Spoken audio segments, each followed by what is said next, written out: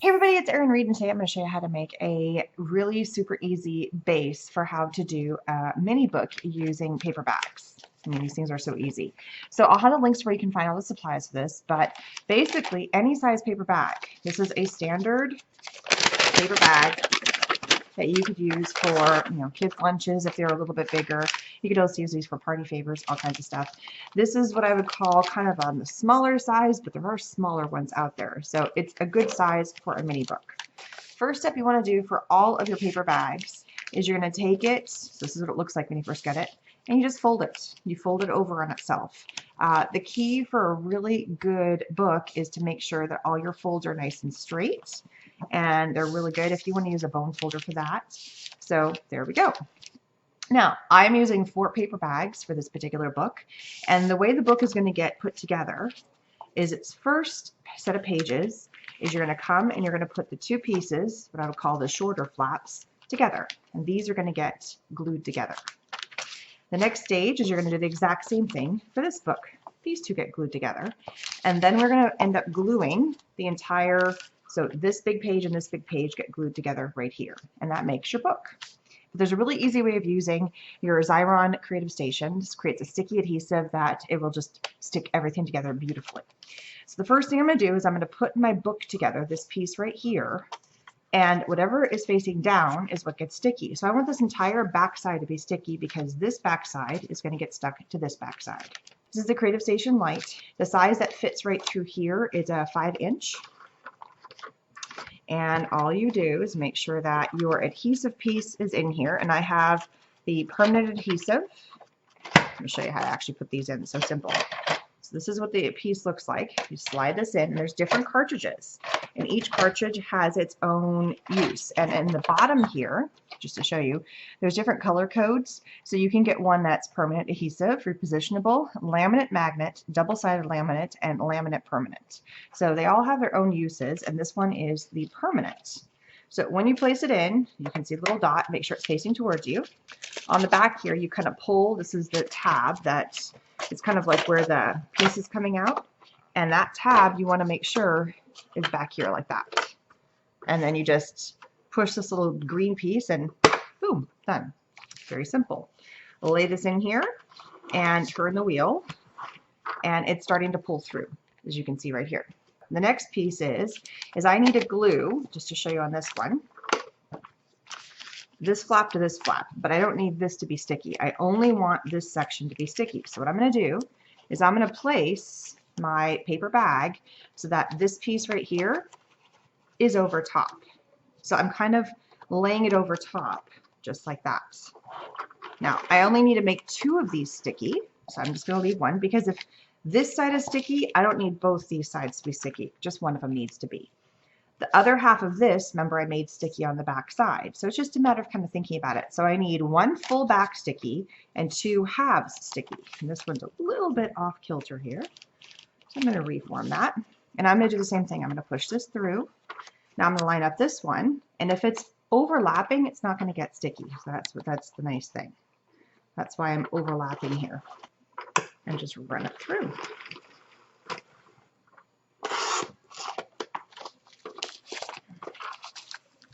And then you just kind of make sure that everything is all good here.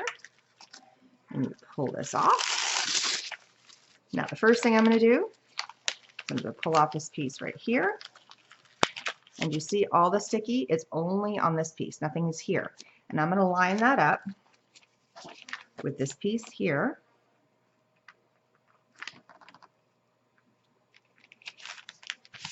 And that is one of the first sections to my book, just like this. Pretty simple stuff. So what you do with this little baby flap right here is you come in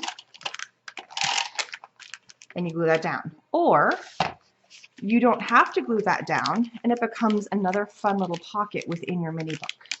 It depends on what you want to do. I'm actually going to be closing all these. For this pocket, I think I'm going to close this one and seal them, just because I think for one set of the books, I'm going to leave it that way, and the other one I'm not. Okay.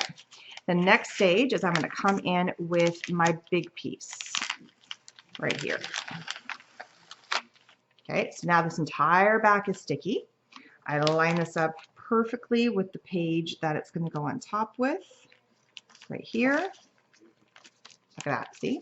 And then I'm going to take this piece, and again, what part is sticky? Just this little flap, and that I attach. And I'm lining it up just so I can see it. Make sure it's all lined up well. And there it is. So now to show you how my book looks, here's the front page. I open up. I have a little flap. And if I choose to, because this is the one I didn't glue, I have a tiny hidden inside flap right here. Okay. I also have an insert here. And I have an insert. I have two inserts because these got stuck together. So I have an insert here and an insert here because this page was glued together. And you might have some little cobwebby pieces. Just use your hands. It's not hard. Flip the page again. And I have another. Now this one I did just glue shut using the tape runner, the Xyron tape runner. Now I have another little flap. Okay. And on the last page, don't forget, you also have an insert section that you can put. And then you have your back page. And that is what you would call a very simple mini book with 4 pages. There's lots of fun stuff. If you did, like I kind of put this on here just a tiny bit, you've got a little bit of room where you can kind of line this up a little better. I didn't do a very good job there. Or you are probably going to be covering this up and putting something on top.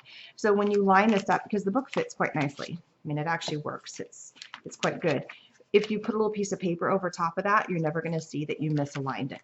So you'll be fine. It just depends on what you're going for with your books.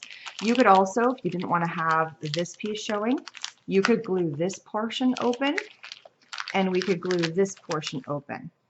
So there's so many ways that you can kind of play with the little floppy pieces that are in here, or you could cut 2 strips of paper and have it, you can have a little flap. So many fun things. The last thing I'm going to do is I'm going to take a little bit of some twine, and this is just an aesthetic thing. You could also do this last. There's nothing that says you have to do this first. And I'm pulling a red twine because this book is going to be used with papers that have red in them. That video is coming about what I'm going to do inside this book. So this is just part 1 about how to assemble. So what I'm going to do is I'm going to take the end here, and I am going to go around. I'm going to keep one end long. Here we go. And we're just going to kind of go along the spine. I've cut off way more twine than I'm probably actually going to be using, but I like having lots of twine here. And then I'm going to open up the next page that you're going to see and run this through. And I'm just opening up each successive page and running it down. Back through the back spine. It just creates a little bit of fun interest. There it is. Kind of adds that little something to the back here. So I think I might run each one, go back again. I know this looks really confusing from what I'm doing. That was the first one I did. So I'm going to go backwards again. So everybody's going to get 2 loops. So here's the first loop again. Pull that through. Again, you don't have to do this stage at all. It just adds to something kind of pretty and fun. Pull this through. And it's right at the seam binding, so it kind of adds a little bit of interest right here on the inside. It's also helping keep, not that the glue wouldn't do a good enough job, the Xyron adhesive is amazing. It's just adding something to kind of hold and kind of make it look like the book's all one unit. Adding a little something like that. Come in with the last piece, and then we're going to tie it off up here. So look, it just adds that little bit of binding on the back here. Just, it's a little something. It kind of hides all the pages. If you don't want it to look like there's lots and lots of little layers in there, this kind of hides that whole piece.